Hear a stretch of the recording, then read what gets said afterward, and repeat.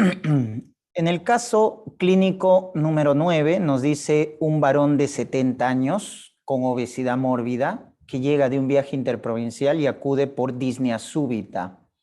Al examen está hipotenso y nos describen el signo de Homans positivo, ¿no? Que es el dolor en la pantorrilla a la dorsiflexión del pie. Y se muestra el electrocardiograma. ¿Cuál sería el diagnóstico? Lógicamente, ya con las características que nos dan en la historia clínica, deberíamos aproximarnos al diagnóstico, ¿no? Entonces, miren, las alternativas nos dicen en la alternativa bloqueo rama izquierda, la B angina inestable, la C neumotoras atención, la de tromboembolismo pulmonar y la echo cardiogénico, ¿no? Muy bien, entonces nos hablan de un paciente obeso mórbido que después de un viaje interprovincial presenta disnea súbita, ¿no? Con signo de Homans positivo. Bueno, creo que sí, con la clínica ya muchos han pensado en un tromboembolismo pulmonar. Acá simplemente hacerles recordar entonces que en el embolismo pulmonar, pues siempre vamos a tener ese contexto de paciente con factores de riesgo de trombosis. Acuérdense su triada de Virchow: lesión endotelial, alteración de flujo, hipercoagulabilidad, predisponen a trombosis. Entonces, un paciente con cáncer, una mujer que toma anticonceptivos, reposo prolongado, más de 3 días, por un viaje interprovincial, por una cirugía ortopédica, una cirugía mayor, ¿no? Acuérdense ese reposo prolongado. El paciente con obesidad también es factor de riesgo. Y que viene con disnea súbita, entonces pensar en un tromboembolismo pulmonar, ¿no? Y en el electrocardiograma vamos a ver pues acá que el ritmo es regular, es sinusal porque veo onda P, en D2, la frecuencia cardíaca la podemos calcular sin problema, 1500 entre el número de cuadraditos. Si vemos acá ya el eje está desviado hacia la derecha, porque miren, en D1 predomina la onda negativa, la deflexión negativa. Y miren en ABF también, ¿no? Miren, en ABF sí es positivo. En ABF es positivo y en D1 predomina la deflexión negativa del complejo QRS. Eso nos dice que el eje está desviado a la derecha.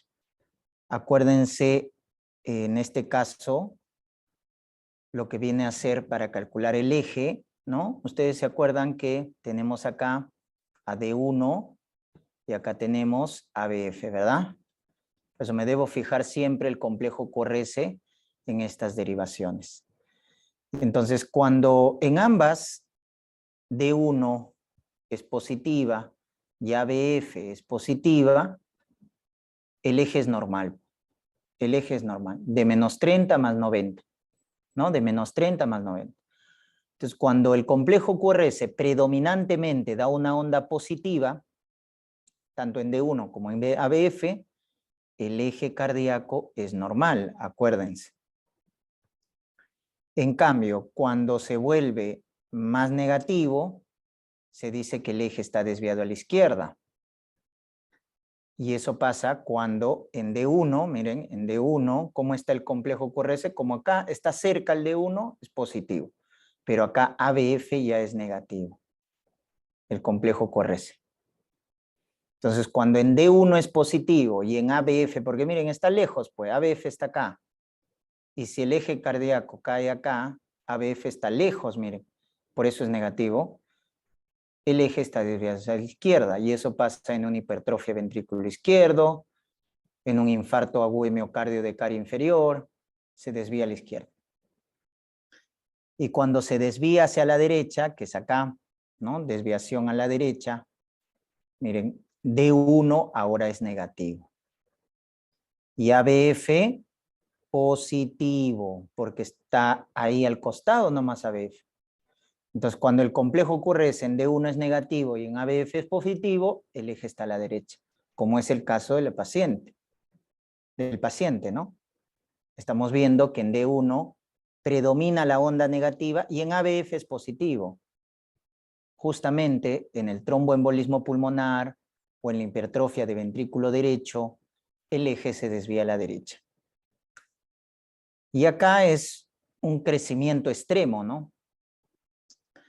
Y eso pasa cuando en D1 es negativo y en ABF es negativo. Cuando en los dos es negativo ya es una desviación extrema del eje cardíaco. ¿Ya? Entonces eso para recordar lo del eje, ¿no? Y como estamos viendo entonces acá, miren, negativo en D1, positivo en ABF, el eje está hacia la derecha. ¿Y qué vemos en el electrocardiograma? Miren, hay una onda S, recuerden el QRS, la primera onda negativa del complejo es la onda Q, luego la onda R arriba y luego la onda S, ¿verdad? Ese es el famoso QRS. Ahí es. Q negativa, R positiva, S negativa. Entonces miren la onda S, suelo, miren que es dominante en D1, ¿no? Miren, domina, es más grande que la onda R.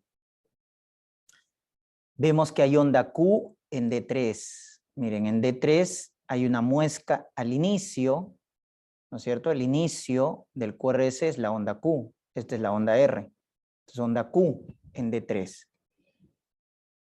Y onda T negativa en D3. Ahí está. Entonces mira esta secuencia. S en D1 dominante, Q en D3 y onda T negativa en D3. Este es el famoso, por ahí habrán escuchado, el famoso patrón S1, Q3, T3. Así se llama. El famoso patrón S1, Q3, T3. ¿Qué significa esta nomenclatura? Que hay una onda S hacia abajo, la onda S predominante, suelo, en D1, onda Q en D3 y onda T negativa en D3, que es lo que estamos describiendo acá. Ese es el famoso patrón S1, Q3, T3, típico del tromboembolismo pulmonar, ¿ya? Ese patrón, acuérdense. Existe también las ondas S persistentes. Miren que la onda S, conforme nos acercamos a las precordiales izquierdas, B5, B6, deberían desaparecer. Pero miren acá la onda S persiste, miren. En las precordiales izquierdas debe predominar las ondas R normalmente. Pero acá no, miren, está persistiendo la onda S. La onda T es negativa, miren, onda T negativa en B1, B2, B3, B4. Estos dos últimos datos nos hablan de sobrecarga de ventrículo derecho, que es lo que pasa en el tromboembolismo pulmonar. Ondas S entonces persistentes en B6, T negativa de precordiales derechas, nos hablan de sobrecarga de ventrículo derecho. También este patrón, miren, QR en B1, miren. Miren este patrón, QR. Miren, la primera negativa es Q, la positiva es R. Ahí está, patrón QR en B1. También es característica del tromboembolismo pulmonar, ¿ya? Ahora, lo más frecuente en un tromboembolismo pulmonar es que el electrocardiograma salga normal, ¿ah? Ojo, lo más frecuente es que el EKG sea normal. Luego la alteración más frecuente es una taquicardia sinusal, ¿ya? Y luego están estas alteraciones que hemos visto de sobrecarga de ventrículo derecho, patrón S1, Q3, T3, que lo vemos también en un tromboembolismo pulmonar. Bloqueo de rama izquierda son las orejas de conejito, ¿se acuerdan? Las orejas del conejito en B1, B2, que es el patrón RSR. Ya lo vamos a ver, patrón RSR en B1, B2. Perdón, en B5, B6, ¿no? Porque es bloqueo de rama izquierda. Cuando las orejas del conejito lo ves en B5, B6, es bloqueo de rama izquierda. Si esto lo ves en B1, B2, es bloqueo de rama derecha. Ya ese patrón RSR. Angina es alteración en el ST, neumotórax no tiene nada que ver y shock tampoco. Ya es un tromboembolismo pulmonar. Por la clínica lo sacaban, ¿no?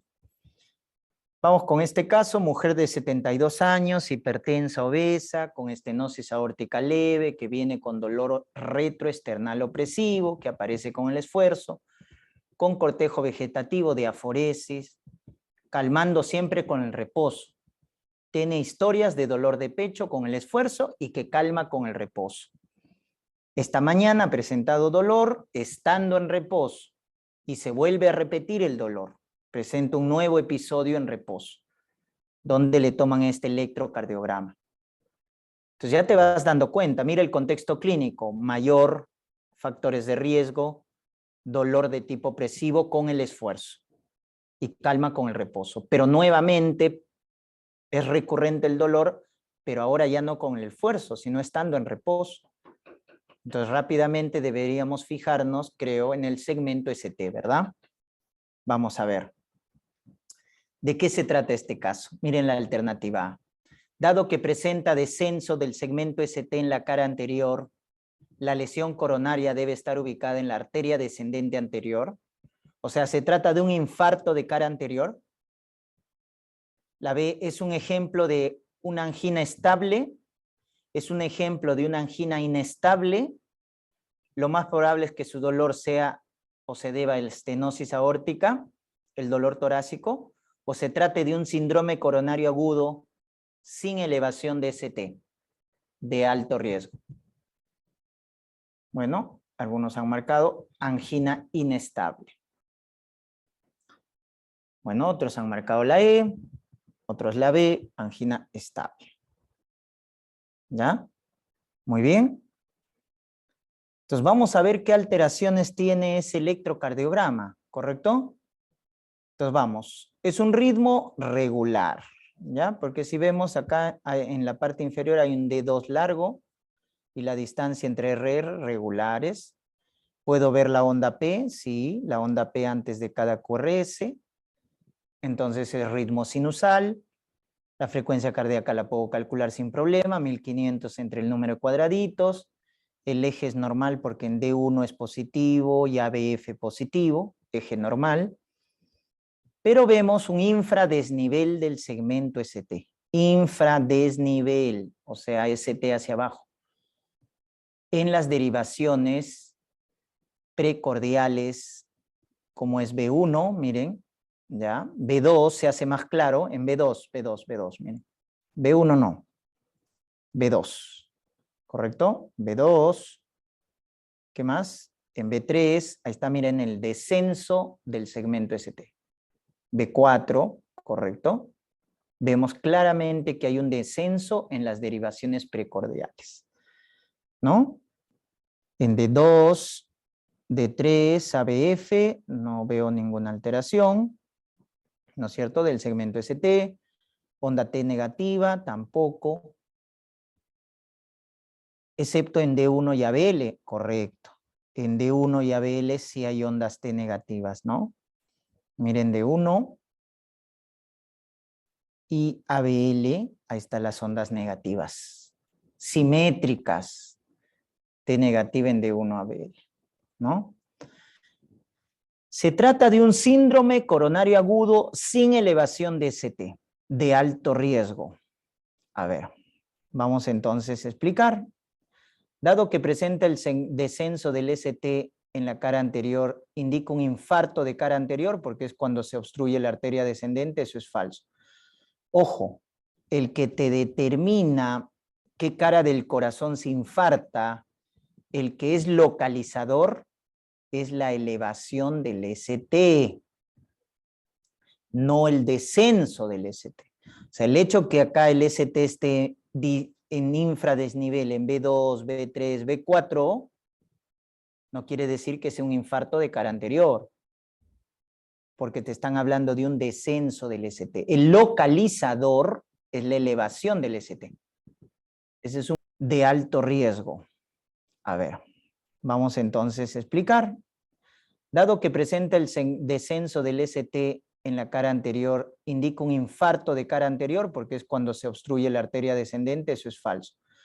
Ojo, el que te determina qué cara del corazón se infarta, el que es localizador, es la elevación del ST, no el descenso del ST. O sea, el hecho que acá el ST esté en infradesnivel, en B2, B3, B4, no quiere decir que sea un infarto de cara anterior, porque te están hablando de un descenso del ST. El localizador es la elevación del ST. Ese es un principio importante que deben recordar. El que te localiza la cara anterior, la cara que se está infartando, es la elevación del ST.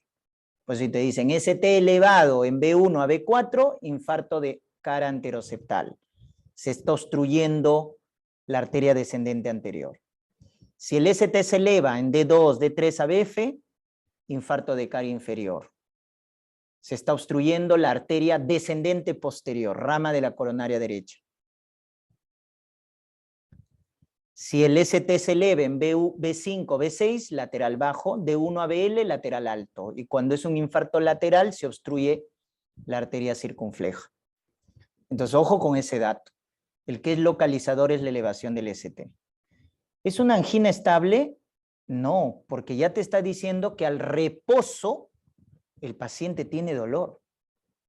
Una angina estable era lo que presentaba al inicio el paciente, ¿no? Tenía su dolor de pecho después de un esfuerzo y calmaba con los nitratos o con el reposo.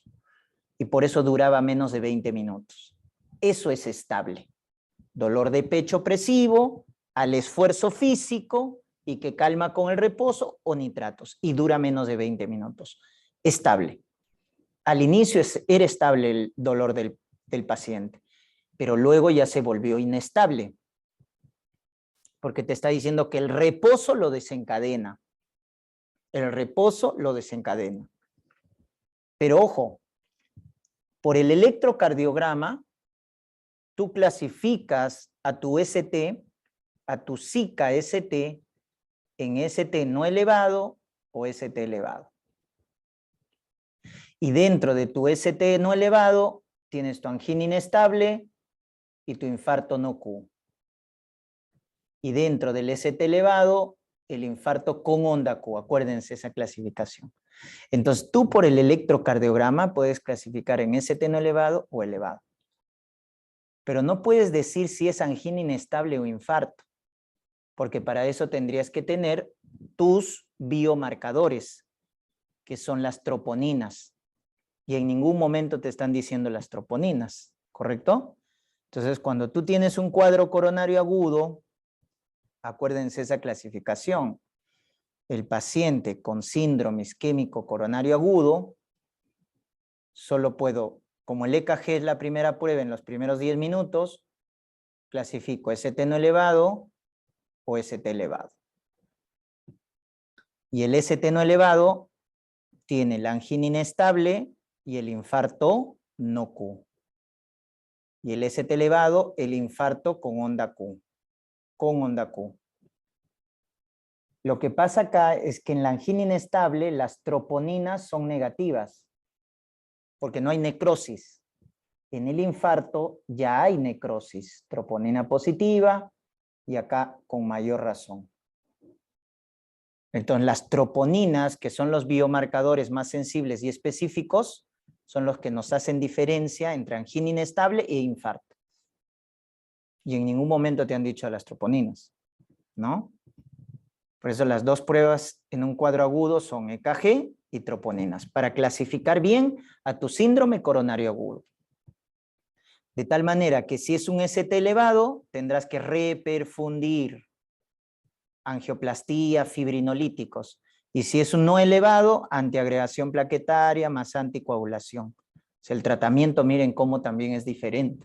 Por eso es importante establecer el diagnóstico. Entonces, hasta acá yo solamente puedo decir que es un SIC ST no elevado. ¿Y por qué de alto riesgo? Porque es recurrente el dolor al reposo. Se dice que es de alto riesgo cuando el paciente está inestable hemodinámicamente, cuando tiene arritmias ventriculares o cuando el dolor es recurrente al reposo. Ahí se dice que es de alto riesgo. Por eso la mejor respuesta es la alternativa E, ¿ya? ¿Podría marcar la C, la angina inestable? Sí, pero nos tendrían que decir que las troponinas son negativas. Porque si son positivas sería un infarto. No Q, ¿no? Porque están dentro del ST no elevado. Estenosis no tendría nada que ver en este paciente. Muy bien.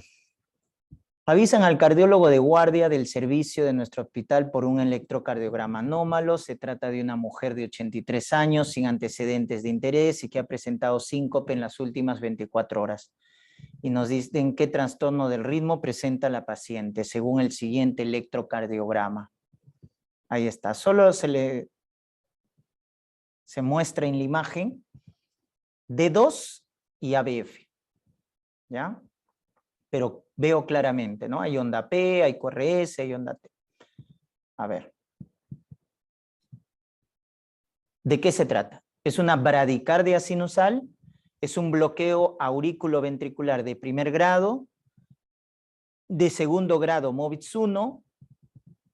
¿De segundo grado MOVIS 2? ¿O un bloqueo de tercer grado o bloqueo completo?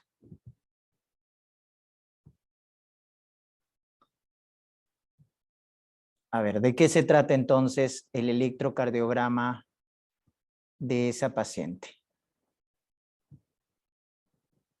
Bien, entonces vemos ahí que la mayoría está marcando de segundo grado, MOVIS 1, algunos MOVIS 2, otros de primer grado. Entonces miren, Entonces esta paciente tiene síncopes a repetición y encontramos este KG. Si miramos la distancia entre los complejos QRS, vemos que la distancia es simétrica, por lo tanto es regular. ¿Hay onda P? Sí hay onda P, miren, acá hay onda P, acá hay otra onda P, otra onda P, otra onda P, miren, ahí está, ¿no? Las ondas P, miren, las estoy marcando. Ritmo sinusal, si hay onda P, si se deja ver la onda P. Frecuencia, calcularía 1500 entre el número de cuadraditos, entre RR. Y acá hay que ver el intervalo PR, donde claramente podemos ver que el intervalo PR, ¿no es cierto?, está prolongado.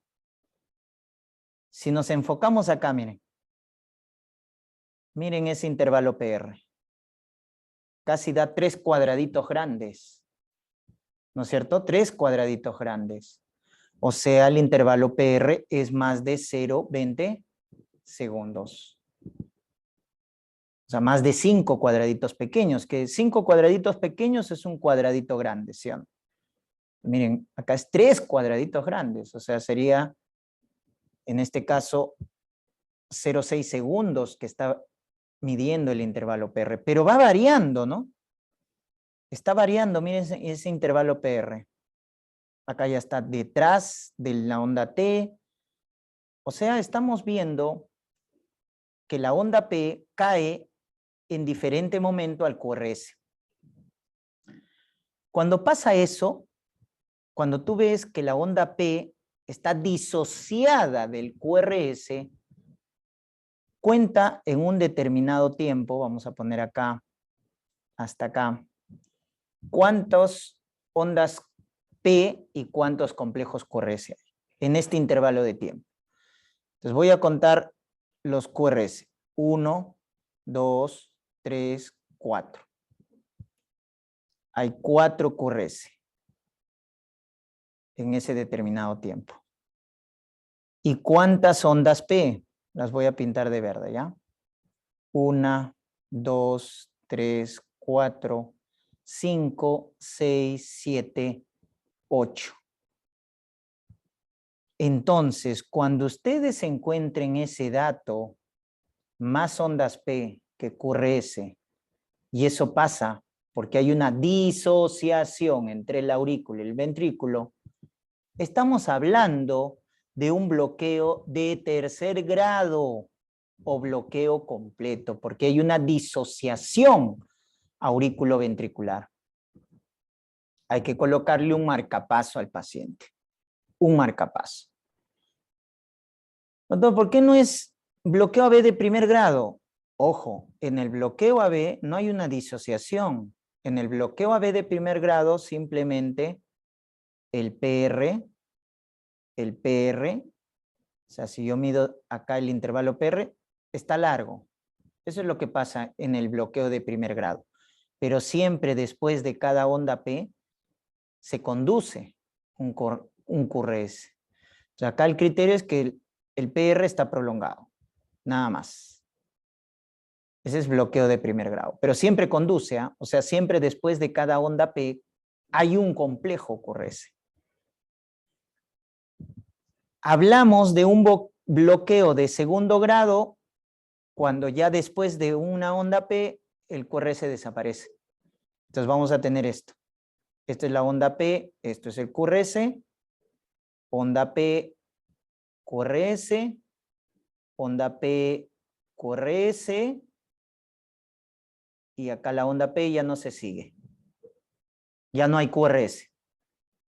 O para ponerlo mejor, acá vamos a hacer, miren, onda P, QRS, onda P, QRS, onda P, y acá ya no hay.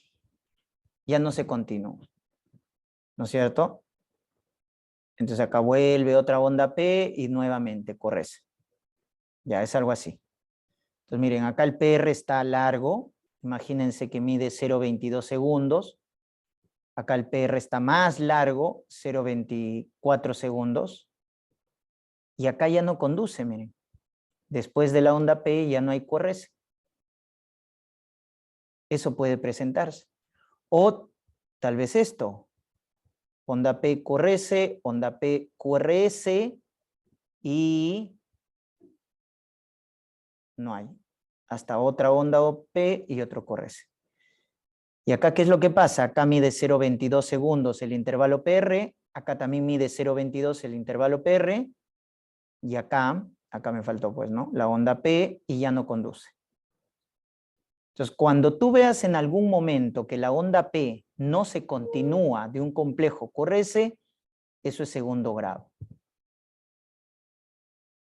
Y la diferencia entre el MOVIS 1, recuerden, y MOVIS 2, es que en el MOVIS 1 el PR va creciendo progresivamente y se bloquea, como es el caso de acá, 0,22, 0,24, 0,26 y se bloquea. O sea, va creciendo progresivamente. Y en el MOVIS 2 el PR es largo pero constante. O sea, miren, 0,22, 0,22, 0,22 y se bloquea. Esa es la diferencia, que en el MOVIS 1 el PR va creciendo hasta que llega un momento y se bloquea. En cambio, en el MOVIS 2 el PR es constante y largo, constante y largo, constante y largo y se bloquea.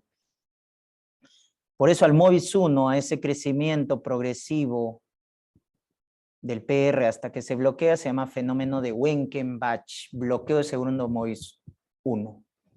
Entonces miren la diferencia, ¿no? Entre el MOVIS 1 y el MOVIS 2.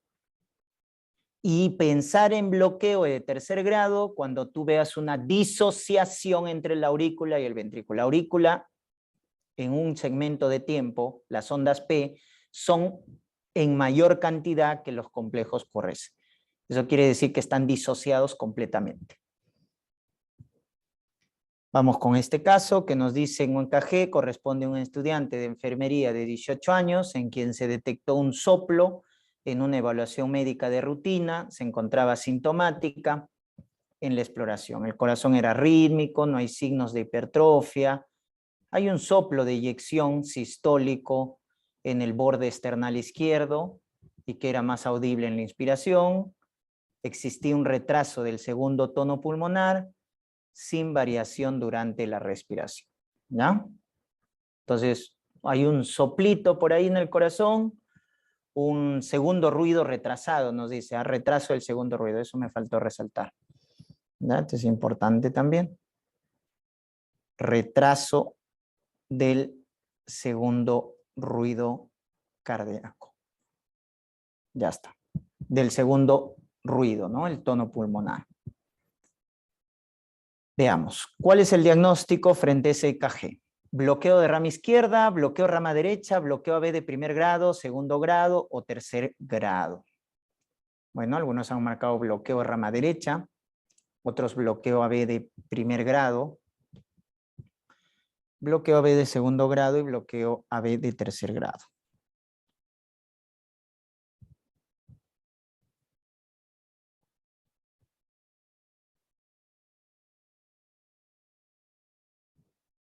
Muy bien, perfecto, bloqueo de rama derecha, ¿verdad? Entonces vemos ritmo regular, sinusal, puedo calcular la frecuencia cardíaca, el eje está normal, pero se han dado cuenta un dato, que el QRS está ancho, ¿verdad? Miren en las precordiales derechas, miren B1, B2, ese QRS, miren, ese QRS está ancho y tiene el complejo RSR, ¿no es cierto? Las orejitas del conejito. Ahí está, complejo RSR. En precordiales derechas, miren, en B1 ahí está el complejo RSR. RSR en B1, B2. Y una onda S ancha y con muesca en B6. Miren esa onda S ancha y con una muesca en B6. También en B5. Entonces, cuando vean eso, las orejitas del conejito RSR en B1, B2, que son precordiales derechas, y en las izquierdas veo una onda S ancha con muesca, deben pensar en un bloqueo de rama derecha. Y la onda T negativa también en B1 a B3 también se presenta. Miren, ese complejo, ¿no es cierto? R o ese patrón RSR en precordiales derechas con ondas T negativas. Bloqueo de rama derecha. Ojo con este dato, ¿ah? Miren, el QRS acá es ancho. En el bloqueo auriculoventricular, los QRS son normales. Entonces, por ahí descartas. Los bloqueos auriculoventriculares van con QRS normales, intervalo PR largo. Pero los QRS son normales. Cuando tú veas un QRS ancho y con el patrón RSR en precordiales derechas, bloqueo de rama derecha. Si ves un QRS ancho con patrón RSR en precordiales izquierdas, bloqueo de rama izquierda. Entonces esta paciente tiene un bloqueo de rama derecha, con un soplo, ¿no? Y un retraso del segundo ruido. Cuando veamos en un joven un soplo cardíaco, ¿qué debemos descartar? Una cardiopatía por ahí congénita, ¿no? Que no se descubrió en el lactante y luego en la vida adulta puede descubrirse. Y si ustedes se acuerdan qué cardiopatía muchas veces se diagnostica en la vida adulta, es la comunicación interauricular, cuya forma más frecuente es ostium secundum y que puede asociarse con un bloqueo de rama derecha. Y ese bloqueo de rama derecha es el que genera el retraso en el segundo ruido cardíaco, por el cierre tardío de la válvula pulmonar en el ciclo cardíaco. Vamos con el caso clínico número 13. Mujer de 75 años que acude por fiebre, tos, expectoración purulenta de 3 días de evolución. A la exploración destaca la presencia de crépitos vivasales, edemas malleolares, miren, fiebre, tos, expectoración, posible foco infeccioso pulmonar. Y tiene datos de congestión, ¿no? Crépitos, edemas bimalleolares. El EKG muestra fibrilación con respuesta ventricular alta. El EKG inicial, ojo, inicial, en la analítica 13.000 leucocitos, con neutrofilia, y le dan amiodarona para controlar justamente la frecuencia ventricular alta de la FA, levofloxacino para esta quinolona de tercera generación para el foco infeccioso pulmonar y furosemida por la congestión que está teniendo, pulmonar y sistémica, ¿no? Es un diurético potente de rápido efecto. Y broncodilatadores por la presencia pues, de los roncos, etcétera, ¿no? Porque nos habla de un broncoespasmo. Se le realiza un EKG y se avisa de inmediato al cardiólogo de guardia porque se ha encontrado algo, ¿no? Entonces, veamos, ese es el electrocardiograma del paciente. ¿Estamos? ¿Qué encontramos en ese electrocardiograma? Encontramos a un ritmo sinusal y signos de sobrecarga ventricular izquierda, un ritmo sinusal y QT prolongado, un flúter auricular, una taquicardia ventricular o un bloqueo de primer grado. ¿Qué encontramos en este paciente? Un bloqueo de primer grado, una taquicardia ventricular, flúter o un ritmo sinusal y un QT prolongado. Muy bien. Entonces, por ahí algunos mencionan la B y otros la alternativa E, ¿no? Vamos a ver. Entonces, ritmo regular, porque la distancia entre los RR son iguales. En D2 puedo apreciar la onda P, pequeñita, pero puedo apreciarla. Miren, ahí está la onda P, ritmo sinusal, frecuencia cardíaca, 1500 entre el número de cuadraditos, el eje, a ver, D1 positivo, y miren en ABF, ya hay deflexión negativa, ¿no? Entonces, si en D1 el complejo QRS es positivo y en ABF tiende a ser negativo, es porque el eje está desviado un poco hacia la izquierda. Y correcto, el intervalo QT está largo, ¿ya? Entonces, ¿de dónde a dónde cuento el intervalo QT? Desde el inicio del complejo QRS hasta el final de la onda T. O sea, el intervalo QT toma toda la despolarización del ventrículo, que es el complejo QRS, hasta la repolarización del ventrículo, que representa la onda P. Todo eso toma, desde el inicio del QRS hasta el final de la onda T. Recuerden que el QRS es la despolarización del ventrículo y la onda T es la repolarización ventricular. Por eso el intervalo QT nos evidencia toda la actividad eléctrica del ventrículo, porque es desde la despolarización hasta la repolarización. Entonces, si evaluamos ese QRS, vamos a ver, por ejemplo, acá en precordiales, miren que se ve muy bien la onda T, el complejo QRS, hasta la onda T, miren, negativa, ¿no? Miren que en B2, B3, B4, B5, B6, la onda T es negativa. Entonces, acá termina la onda T y acá comienza el intervalo QT. Entonces, todo esto es el intervalo QT. Ahí está. Todo esto es el intervalo QT, ¿verdad? Desde el inicio del QRS hasta el final de la onda T. Entonces hay que contar cuántos cuadraditos hay, ¿no? Entonces, ¿cuántos cuadraditos? Acá hay 4 más 5, 9, 9 más 5, 14, y 14 más 4, 18 cuadraditos pequeños. Y cada cuadradito pequeño es 0.04 segundos. ¿Ya? Entonces ahí saquen, ¿no? 4 por 8, 32, 7, 2. ¿No es cierto?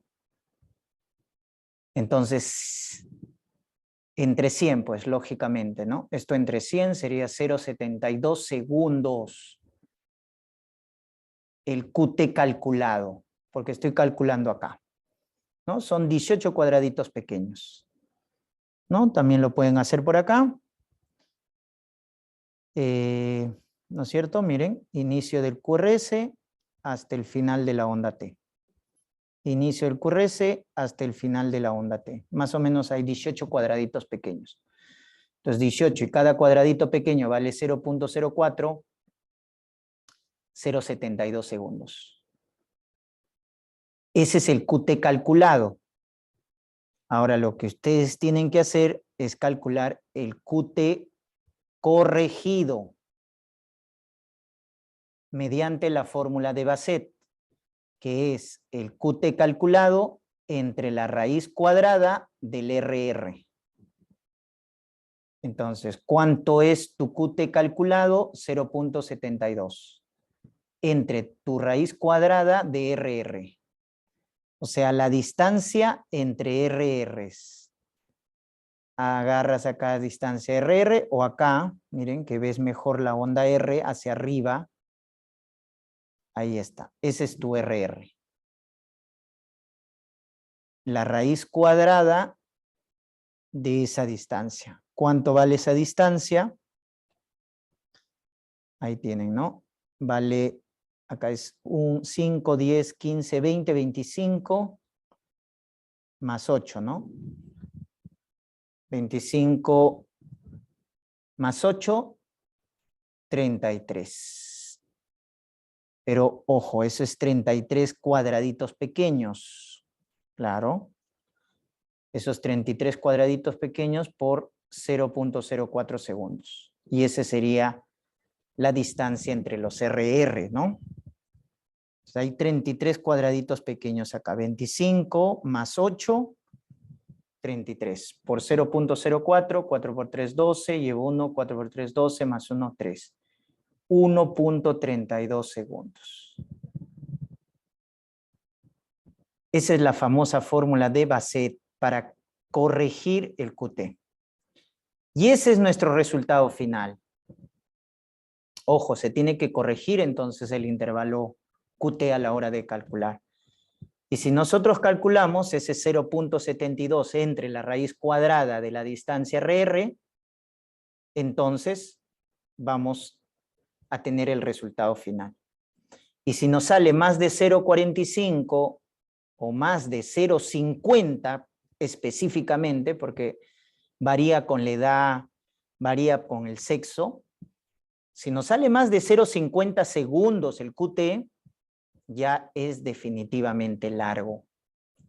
Y aumenta el riesgo, recuerden el QT largo, aumenta el riesgo de una arritmia ventricular, ¿no? Que se conoce con el nombre de taquicardia ventricular polimórfica o helicoidal, conocida con el nombre de Torsades de Poinz. Mucho cuidado entonces, porque el QT largo te da Torsades de Poinz. Entonces, ese sería el dato, ¿no? Un QT largo corregido prolongado. Vemos también una inversión de la onda T en precordiales derechas. Miren en B1, en B2, B3, B4, B5, se dejan ver las ondas T negativas. Entonces hay que pensar en eso. ¿Tiene ritmo sinusal? Sí, porque hay onda P, pero el QT está prolongado. ¿Y por qué puede haberse prolongado en este paciente el QT? Hay varias causas de prolongación de QT. Ojo, varias causas.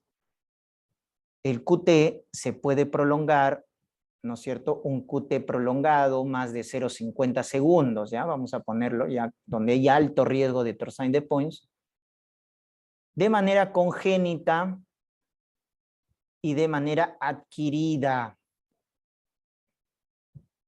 Congénita, síndrome de Romano, etcétera, son síndromes congénitos que van con QT largo. Adquirido, acá sí es importante, los trastornos electrolíticos, hipocalcemia, hipocalemia, hipomagnesemia, prolongan el QT y por eso pueden producir Torsades de Poinz.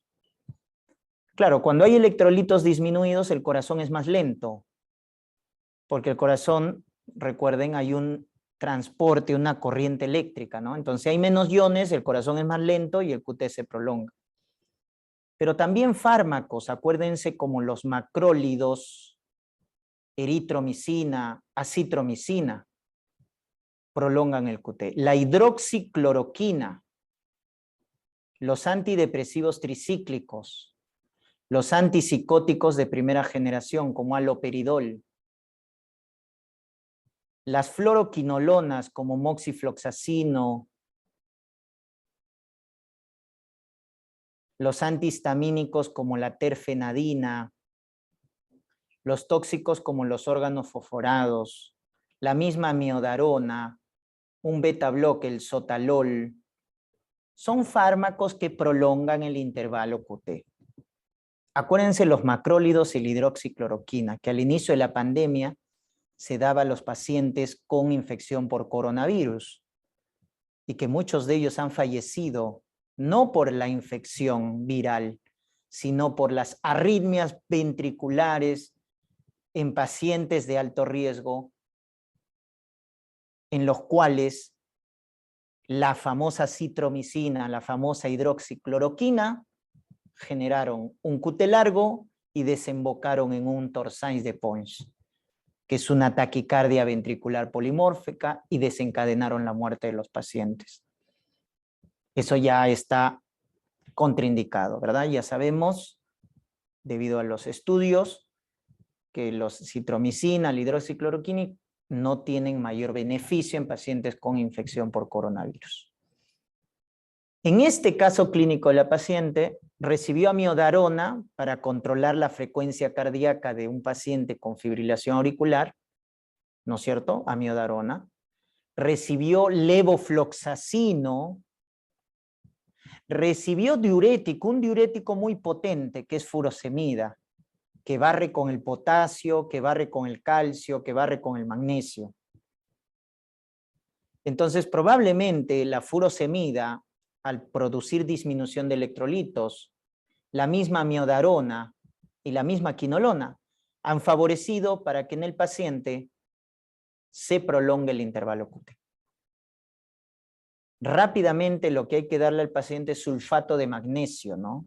Que es el antiarrítmico de elección en casos de Torsades de Pons, ¿ya? Y hay que corregir esta causa subyacente del QT largo, es decir, hay que reponer electrolitos si están disminuidos, hay que retirar la amiodarona, cambiarla por otra menos tóxica, porque el QT largo, vuelvo a repetir, produce Torsades de Pons. Vamos con el penúltimo caso. Nos dicen, le avisan del servicio de urgencias para valorar a un paciente varón de 60 años, hipertenso, diabético, con antecedente de POC, dolor torácico opresivo y disnea de reposo, con mal estado general, sudoración profusa, está hipotenso, hay datos de hipoperfusión, pero sin ingurgitación yugular. En la ocultación no se escuchan soplos. Y tenemos ese electrocardiograma. Adulto mayor, hipertenso, diabético, dolor de pecho opresivo. ¿Qué es lo primero que debo pensar, chicos? Cardiopatía isquémica. Ya el diagnóstico de cardiopatía isquémica es eminentemente clínico. El electrocardiograma es una ayuda, un apoyo para reafirmar mi diagnóstico clínico. Y debo actuar rápido en casos de emergencia, ¿verdad? Porque eso le puede salvar la vida al paciente. Entonces veamos qué han encontrado en ese electrocardiograma. ¿De qué se trata? ¿De un infarto anteroseptal, de un infarto lateral, de una taquicardia auricular multifocal, de un infarto póstero inferior o de un infarto inferior? ¿Qué hemos encontrado? Entonces, hay que ver, algunos dicen póstero inferior, otros dicen inferior. Vamos a ver.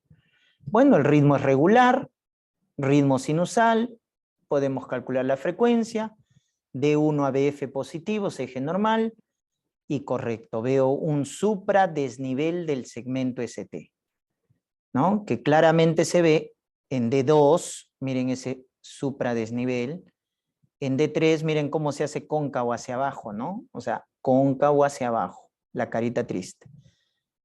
D2, D3, ¿y quién es su derivación contigua? ABF. Porque esos tres, D2, D3, ABF, ven la cara diafragmática o cara inferior del corazón, ¿no? B1, B2 hay infradesnivel, pero eso es un reflejo, B3 también, B4, B5, B6 normal. Pero llama la atención que este infradesnivel, ojo, se presente en precordiales derechas. Miren, un infradesnivel del ST en B1 y B2. O sea, hay supradesnivel en D2, D3, ABF, ¿no es cierto? D2, D3, ABF, e infradesnivel del ST en B1, B2, precordiales derechas. Ya está. Esas son las alteraciones que estamos observando en este electrocardiograma. Entonces, les quiero hacer recordar acá, nuevamente, que el ST elevado es localizador. Porque si se eleva en B1, B4, el infarto es anteroseptal. Porque el septum lo ve B1, B2 y la cara anterior B3, B4. Por eso si se eleva solo en B1, B2 es infarto del septum interventricular. Si se eleva solo en B3, B4 es infarto de cara anterior. Si se eleva en B5, B6 es lateral bajo el infarto. Si se eleva en B7, en D1 ABL, D1 ABL es un infarto lateral alto. Y si se eleva en D2, D3 ABF es un infarto de cara inferior o diafragmático.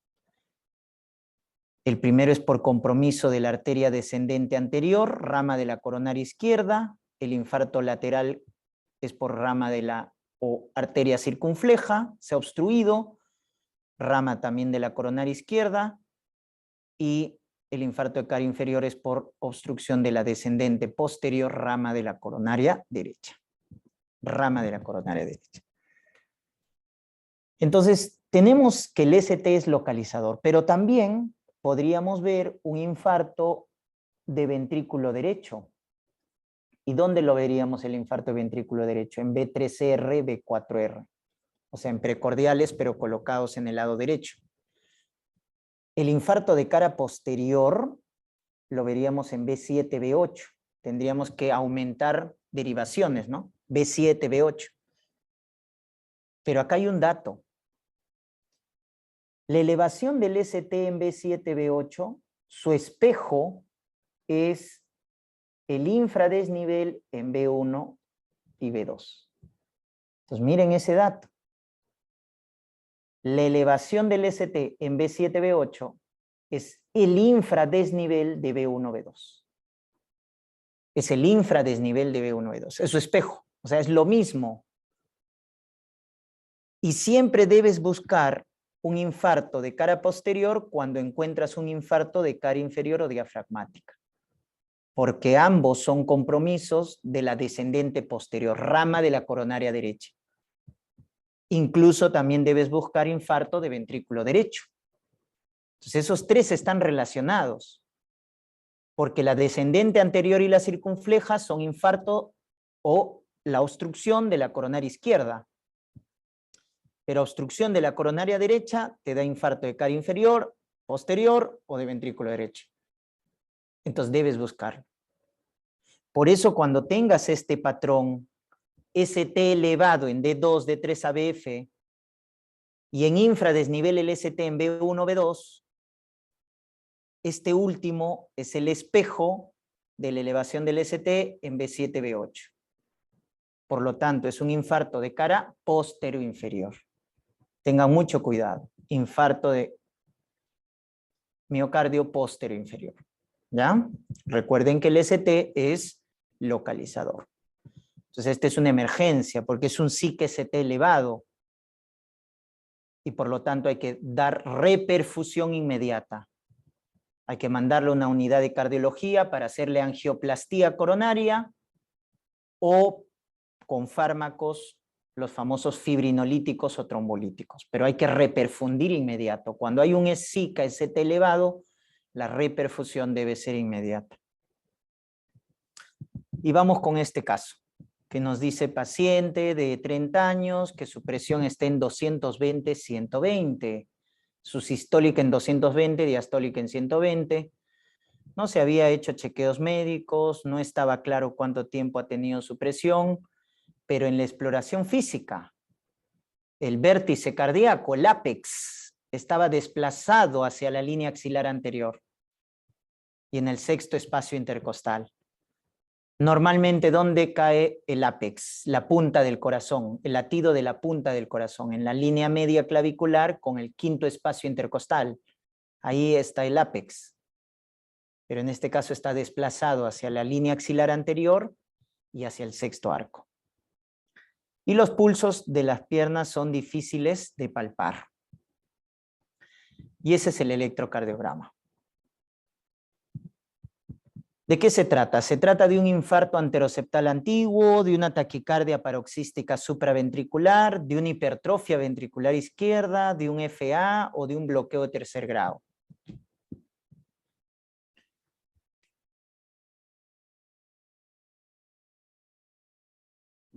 Muy bien.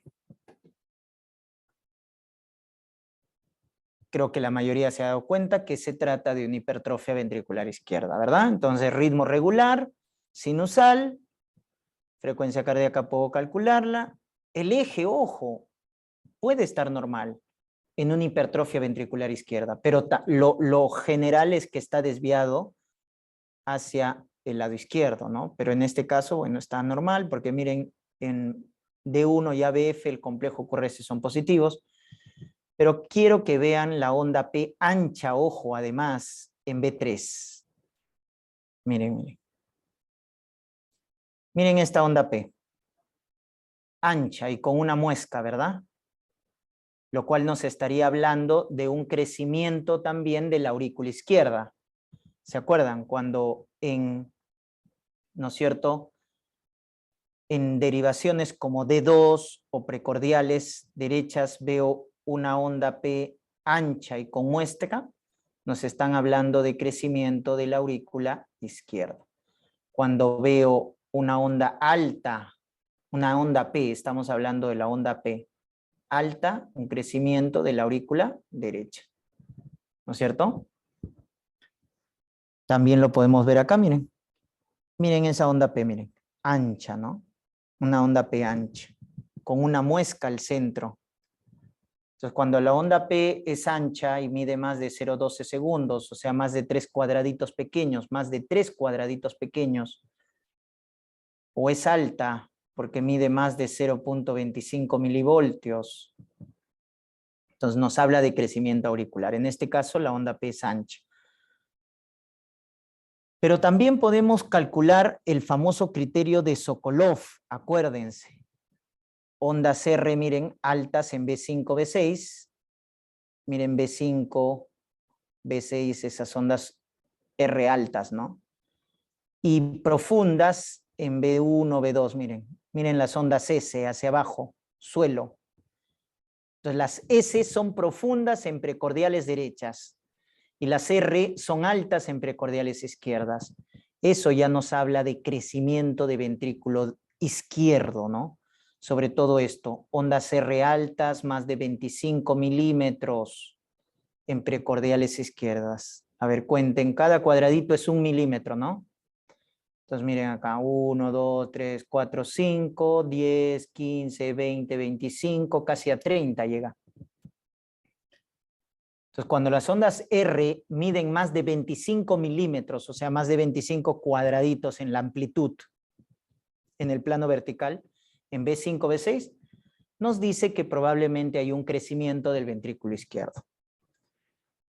Pero hay que calcular el famoso criterio de Sokolov. Acuérdense, criterio de Sokolov. Ondas S en precordiales derechas. Y onda R en precordiales izquierdas. Y siempre tomo la de mayor valor. A ver, la S, ¿dónde es más profunda? ¿En B1 o B2? Calculen dónde es más profunda. Entonces, si ustedes calculan, bueno, en B1 más de 5, 10, 15, 20, 23, ¿no? Acá 5, 10, 15, 20, 22. Ya, toman la más profunda, ya sea en B1 o en B2.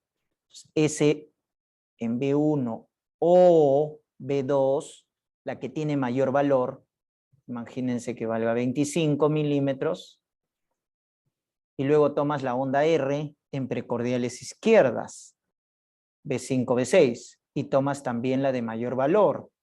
Por ejemplo, acá de unas 5, 10, 15, 20. Acá 5, 10, 15, 20, 25. O sea, en B5, ¿no? Tomas las de mayor valor, B5 o B6. ¿Ya? Cuentas ahí los cuadraditos con calma. Imagínense que salga 25. Entonces, ¿cuánto sale? 50 milímetros. Criterio de Sokolov, positivo. Porque cuando las ondas S en precordiales derechas más las ondas R en precordiales izquierdas miden más de 35 milímetros, eso nos indica criterio de Sokolov positivo para hipertrofia de ventrículo izquierdo. ¿Ya? Entonces tienes eje desviado a la izquierda, generalmente, en este caso está normal, ondas R altas en B5, B6, Sokolov positivo, basta que tengas dos criterios para pensar en una hipertrofia de ventrículo izquierdo. ¿Con qué prueba vas a confirmar? Con un ecocardiograma. ¿Ya? Es hipertrofia de ventrículo izquierdo, bueno, también ves ondas T negativas, de sobrecarga de ventrículo izquierdo. ¿Y cómo confirmas esa hipertrofia? Con un ecocardiograma para medir el grosor de la pared del ventrículo izquierdo. Cuando mide más de 15 milímetros, el grosor de la pared en el ecocardiograma se trata de una hipertrofia. Cuando mide más de 30 milímetros ya es una hipertrofia severa. Y es un dato de mal pronóstico porque ya nos habla de un remodelado, ¿no? Entonces, en este paciente joven que tiene un crecimiento del ventrículo izquierdo, presión elevada, pulsos femorales ausentes o disminuidos, ¿en qué debes pensar? En una coartación de la aorta, ¿no? La coartación de la aorta genera eso. Presión en el brazo mayor que la pierna, pulsos femorales disminuidos, y es la causa más frecuente de hipertensión arterial secundaria en gente joven. Causa más frecuente de hipertensión arterial secundaria en gente joven. La coartación de la aorta, ¿ya? Entonces hay que ver esa hipertrofia ventricular izquierda y confirmarla con un ecocardiograma, ¿ya? Muy bien, estimados alumnos, espero que haya sido muy productivo esta charla que hemos tenido el día de hoy, ¿ya? Para mí es un placer siempre contribuir con lo que viene a ser la educación en medicina. Así que nuevamente reitero mi agradecimiento al comité organizador de este curso y bueno, espero verlos en otra oportunidad. ¿Ya? Conmigo es hasta luego entonces. Gracias.